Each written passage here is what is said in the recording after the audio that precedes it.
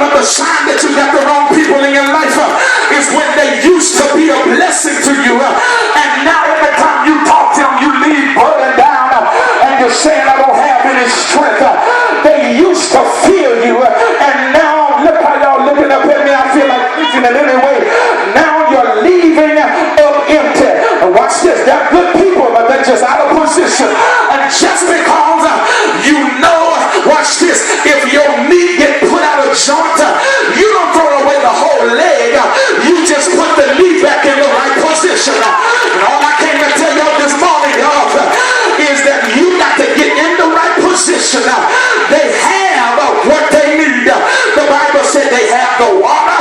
The fish are in the water. They have the fishing boat. They have the fishing net. The only thing that I see that is wrong in the text is that they are in the wrong position. And I just came to tell somebody here today that God said everything you need, you already got it. But you got people in the wrong position in your life. I feel like preaching here this morning isn't all right. If I preach just a little while in here, understand, brothers and sisters, the Bible said that you got to put people in the right position and don't throw anybody away. What do you mean by not throwing anybody away? You got to keep your enemies, but you just got to put them in the right position. How do I know I got to keep my enemies? But the Bible said he can prepare a table. God, if I ain't in the presence of my enemies, look at your neighbor and say, I can't throw nobody away. Listen, brothers and sisters, I feel like preaching this morning. Don't you throw the naysayers away. You just got to put them in the right position, because God said when they said you can't do it, God said when I do it for you, then I'm going to show them up and they're going to say it had to be God in their lives. Listen, don't throw y'all haters away. No, don't throw them away. He said just put them in the right position. He said you got to use your haters for motivation. He said because where I'm getting ready to take you, he said everybody can go. Listen, y'all, don't you throw every deceiver away. No, keep them. He said I just want it. I can't expose them if you throw them away.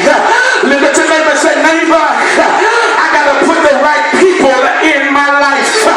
Can I pull the Bible one more time, y'all? Peter, listen, sows into Jesus when he only is empty and he's broken out. Can I press this point right here? Notice, y'all, that he now sees Jesus. And the Bible said in verse 3, he gives his boat, or he sows into Jesus, or he sows into the right person. God, I feel like preaching here this morning.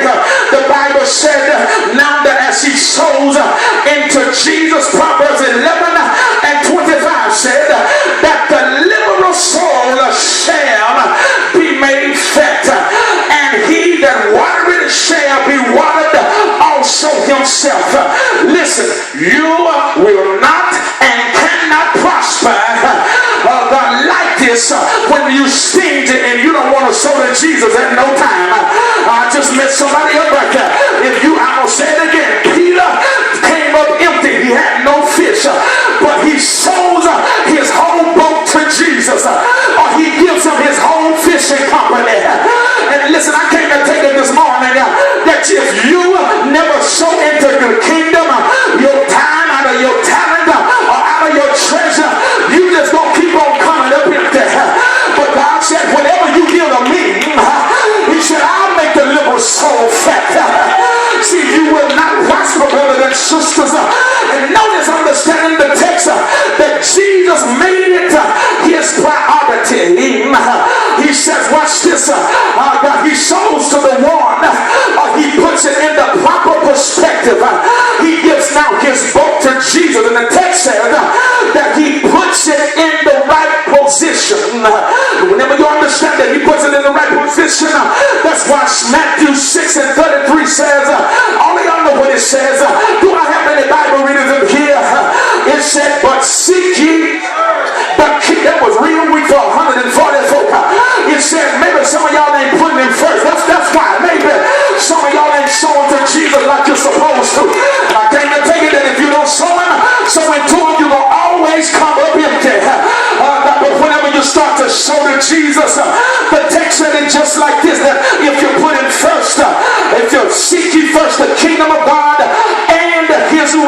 righteousness. He said, and all of these things shall be added.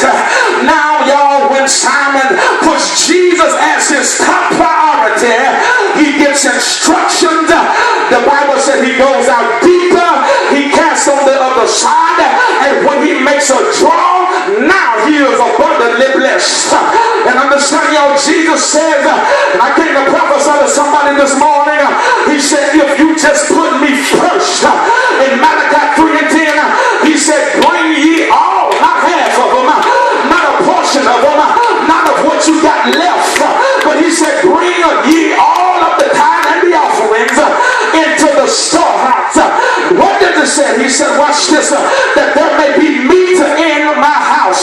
He said, I'll prove myself to you. God, now, wherewith said the Lord of hosts, that if I will not open unto you one window of heaven and pour you out a blessing, look at your neighbor and say, neighbor, that I won't have room enough to receive. And I came to tell you this morning that when you put the right things in priority, whenever you put the right people in the right perspective, whenever you start sowing into people that ain't going nowhere, but whenever you start sowing, look, y'all looking, I believe I'll press right there a little bit more then.